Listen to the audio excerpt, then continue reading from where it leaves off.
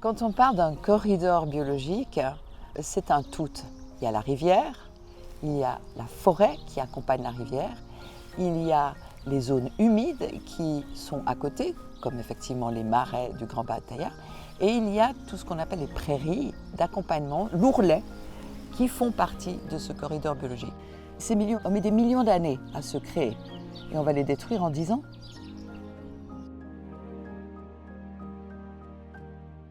La Versoix, c'est une petite rivière qui se jette dans le lac Léman, elle fait 22 km.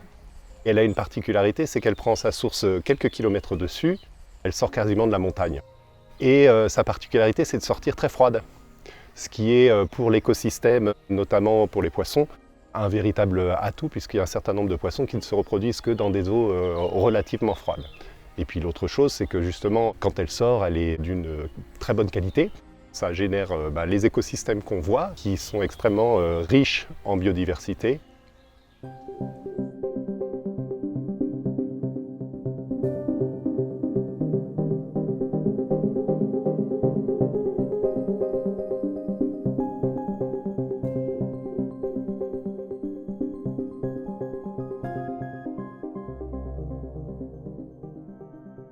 Pendant longtemps, il y a eu la truite lacustre, en fait, et le poisson emblématique, l'omble et le chabot, qui sont actuellement en souffrance, en fait. Et puis, dans toutes les zones de marais alentours, il y a beaucoup de batraciens, qui sont des espèces protégées.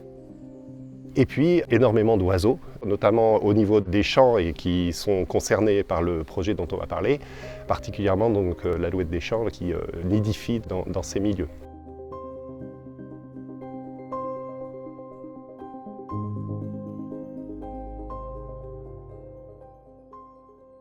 En Suisse, 90% de nos zones humides ont disparu. Et dans le Grand Bataillard, on trouve presque toute la liste de toutes les espèces protégées. L'état de Beugy, c'est comme le marais, c'est comme la rivière, c'est un tout. Les tas de Beugy font partie du corridor biologique. On ne peut pas séparer l'un de l'autre. Cette zone, c'est une zone de passage importante entre, d'un côté, le Jura, de l'autre côté, la plaine côté suisse.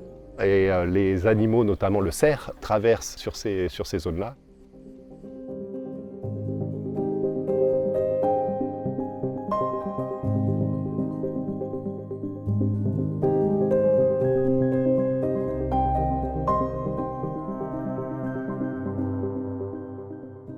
Le problème avec une décharge, alors d'abord il y a l'impact du chantier qui va évidemment nécessiter des routes, qui va apporter du bruit, des poussières, etc.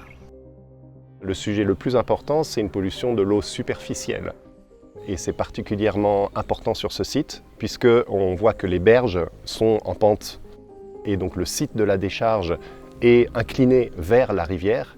Et donc tout le retournement de terre qui va avoir lieu lors de la mise en place de la décharge, lors de l'apport de tous les matériaux sur la décharge, lors d'épisodes orageux, de pluie, va entraîner un certain nombre de ruissellements.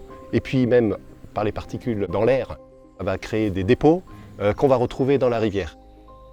Quel que soit le type de protection qu'on fait pour que ces matériaux restent à l'endroit de la décharge, il y a toujours des risques que les eaux de ruissellement finissent où? Au fond de la cuvette étant le marais.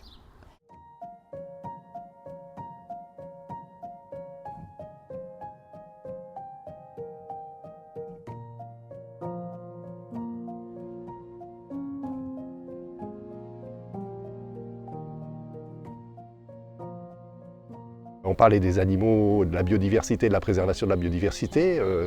Que devient le castor avec un flux de camions juste à côté? Que deviennent les crapauds et les batraciens dans leur migration avec 40 hectares de décharge? Que deviennent les oiseaux dans ce milieu? Mais également, que deviennent les hommes avec les pollutions atmosphériques, avec les problématiques de pollution de l'eau? À quel moment est-ce qu'on va réaliser que ces zones sont particulièrement fragiles et que ça ne doit pas devenir des dépotoirs?